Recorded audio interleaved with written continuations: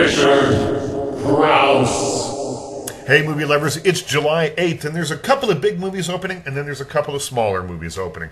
First, the big ones. Horrible Bosses stars the two Jasons, Bateman and Sudeikis, and Charlie Day from It's Always Sunny in Philadelphia. They are beleaguered employees working for the worst people you've ever worked for. So Bateman works for Kevin Spacey, who's kind of reprising his Swimming with Sharks role here as a corporate horror show. Jennifer Aniston plays Charlie Day's boss. She's a randy dentist who uses laughing gas as an aphrodisiac.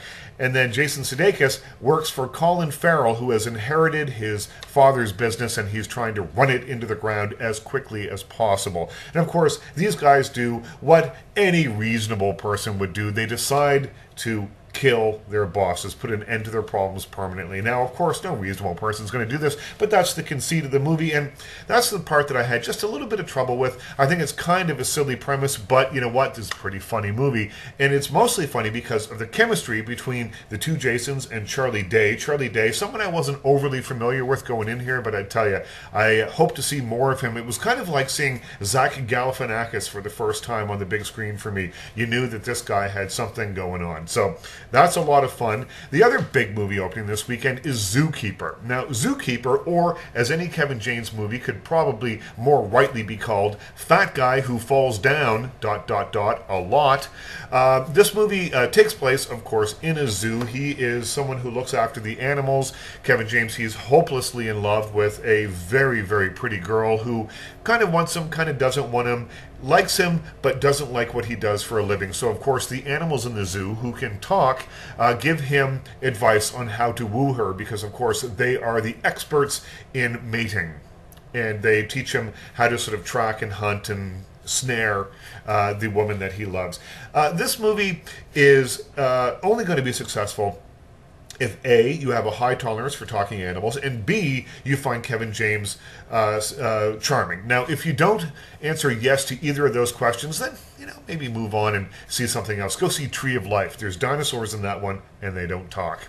This one is maybe geared for 4- and 5-year-olds, although it's kind of like Dr. Dolittle if Dr. Dolittle was a romantic comedy for kids, so I'm not sure the kids are going to love the romance angle, and I'm not sure that parents are going to love the poop joke, so it's a toss of the coin on Zookeeper. The other movies opening up, the smaller ones, there's two documentaries. One is called Conan O'Brien Can't Stop. Now, Conan O'Brien Can't Stop is a document of the live show that Conan O'Brien took to the road after the Tonight Show turfed him out on his bum after only doing the show for a few months. This was his therapy, and it could more rightly be called rich guys, multimillionaires just want to have fun, because all the way through this movie, Conan O'Brien keeps saying, I'm doing this because I want to have fun. I want to have fun. I love having fun, except he doesn't look like he's having a whole lot of fun here. Although I have to say, it is kind of interesting to get this kind of unvarnished portrait of someone who is in the public eye. We live in an age where all things that have to do with stars and that kind of thing, even the stuff you see in reality television, I hate to tell you this, it's not real, it's not true. It's been vetted by publicists and people have gone over and over and over it. This doesn't feel that way. This feels kind of like we're getting kind of the real deal. It was also made by a guy called Rodman Flender, who is a good friend of Conan O'Brien's, and they have been good friends since they both went to Harvard together. So I think we're getting a little peek behind the curtain here, so it's worth your money. The other movie opening this week, the other documentary, is Page One, Inside the New York Times. Now, this one isn't quite as unvarnished as Conan O'Brien Can't Stop, but I will tell you that it's a fascinating look at one of the grand old traditions of American news gathering and dissemination, and it's a look at it at a time when it's being attacked from all sides. It's being attacked by advertisers who are taking their money elsewhere. It's being attacked by the online community who are using the New York Times information in a lot of times as a substitute for doing their own report of investigation.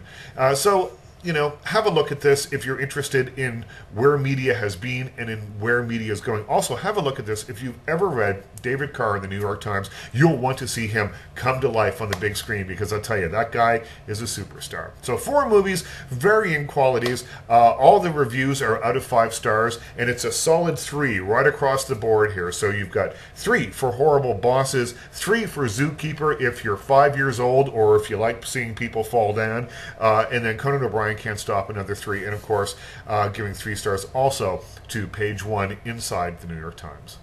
Richard Crouse.